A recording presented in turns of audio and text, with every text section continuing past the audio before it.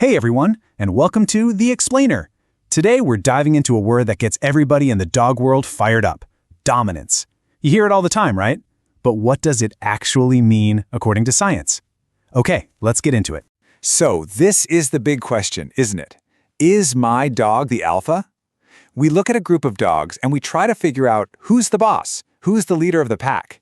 But is that really what we're seeing? You know, this whole alpha idea is one of the most persistent concepts out there. And as we're about to find out, one of the most misunderstood. And boom, this slide just nails the whole issue. On one hand, you've got the popular myth: the toughest, most aggressive dog is in charge, and they run the show with an iron fist. But the science? It paints a totally different picture. It's actually a system designed to avoid fights and keep the peace, and it's all communicated through posture and body language. All right, so let's just rip the Band-Aid off and officially unpack this alpha myth. Where did this idea even come from? And more importantly, why is it so different from what researchers actually see happening with our dogs every day? First things first, we got to get the definition right. In the scientific sense, dominance isn't a personality trait. Your dog isn't dominant in the same way they're playful or cuddly. Instead, it's just a word to describe a relationship. It's a way of talking about the predictable patterns that show up when two dogs hang out a lot, which helps them create a stable, predictable social world.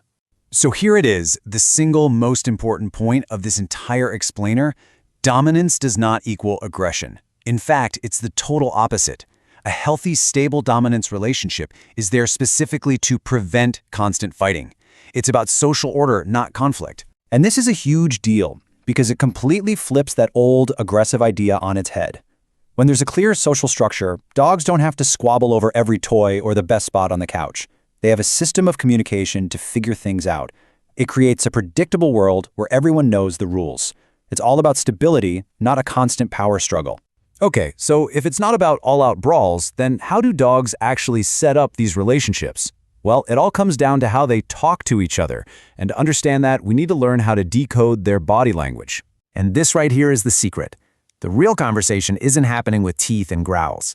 It's happening in the way a dog carries itself, their posture, how they hold their body, their tail, their ears.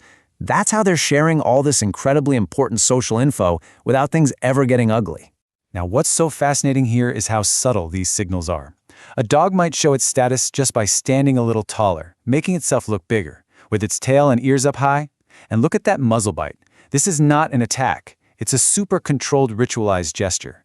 Think of it less like a bite and more like a quiet reminder. It's all communication. And then, on the flip side, you get these beautiful, really clear signals of deference. A dog wanting to say, hey, no conflict here, will actively make itself look smaller.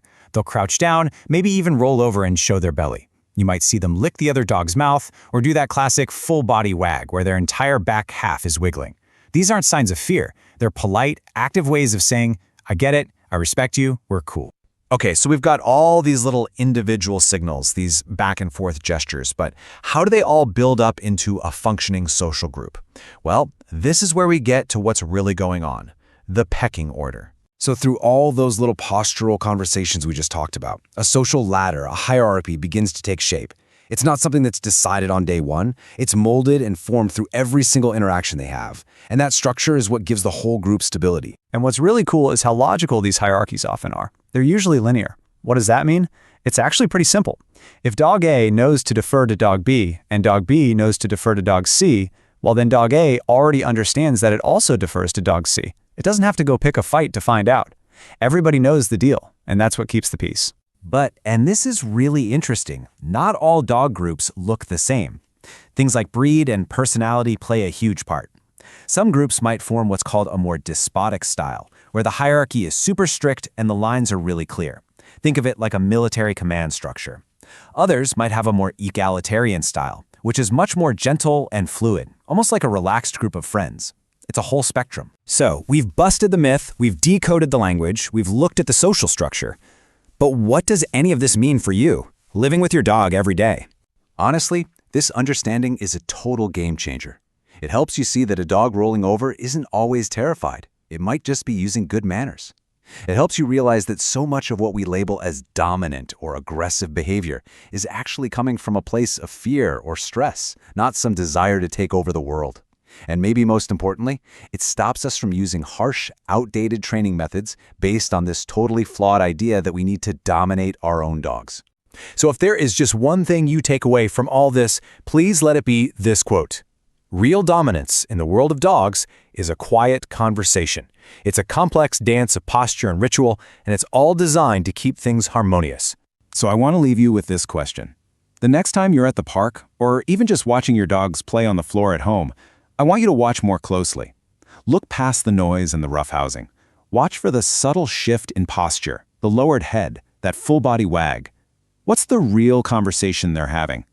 After this, what will you see differently?